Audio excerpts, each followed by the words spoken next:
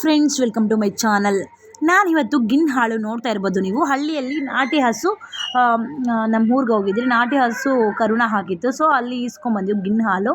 ಇದನ್ನು ಸಿಂಪಲ್ ಆಗಿ ಅಂದರೆ ಬರೀ ಬೆಲ್ಲ ಹಾಕಿ ಕುಡಿಯೋದು ಅಷ್ಟೇ, ಗಟ್ಟಿಯಾಗಿ ಏನೂ ನಾವು ಮಾಡಲ್ಲ. ಈ ಥರ ಹಾಲು ಕಾಯಿಸ್ಬಿಟ್ಟು ನೀರೆಲ್ಲ ಹಾಕಕ್ಕೆ ಹೋಗಬೇಡಿ.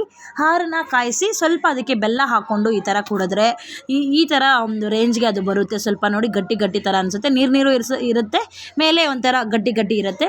ಟೇಸ್ಟ್ ಅಂತೂ ಸೂಪರ್ ಆಗಿರುತ್ತೆ. ಅದಕ್ಕೆ ಬೇರೆ ಏನು ಹಾಕಬೇಡಿ ನೀವು. ನಮ್ಮ ಹಸ್ಬೆಂಡ್ಗೆ ಈ ಥರನೇ ಇಷ್ಟ, ನನಗೂ ಇಷ್ಟ. ಸೊ ಹಾಗಾಗಿ ನಾನು ಏನೂ ಹಾಕಿಲ್ಲ, ಬರೀ ಬೆಲ್ಲ ಹಾಲು ಅಷ್ಟೇ. ಏಲಕ್ಕಿ ಕೂಡ ಹಾಕ್ಕೋಬೋದು ಬೇಕು ಅಂದರೆ, ನಮಗೆ ಬೇಡ, ನಾವು ಹಾಕಿಲ್ಲ. ಸೊ ಈ ಥರ ಮಾಡಿಕೊಂಡು ಸ್ಪೂನಲ್ಲಿ ಕುಡೀರಿ. ತುಂಬಾ ಟೇಸ್ಟಿಯಾಗಿರುತ್ತೆ, ತುಂಬ ರುಚಿಯಾಗಿರುತ್ತೆ. ಈ ಥರ ನೋಡಿ ಗಡ್ಡೆ ಥರ ಆಗಿರುತ್ತೆ ನೋಡೋದಕ್ಕೆ ಅಷ್ಟೇ. ಕುಡಿಯೋದಕ್ಕೆ ತುಂಬಾ ಚೆನ್ನಾಗಿರುತ್ತೆ, ತಿನ್ನೋದಕ್ಕೆ. ನೀವು ಹಳ್ಳಿಗಳಿರೋರಿಗೆ ಗೊತ್ತಿರುತ್ತೆ. ಗಟ್ಟಿಯಾಗಿ ಕೂಡ ಮಾಡ್ಬೋದು, ಇನ್ನು ರವೆ ಎಲ್ಲ ಹಾಕಿ ಕೂಡ ಮಾಡ್ಬೋದು, ಚೆನ್ನಾಗಿರುತ್ತೆ. ವಿಡಿಯೋ ಇಷ್ಟ ಆದರೆ ಲೈಕ್ ಮಾಡಿ, ಶೇರ್ ಮಾಡಿ, ಕಮೆಂಟ್ ಮಾಡಿ.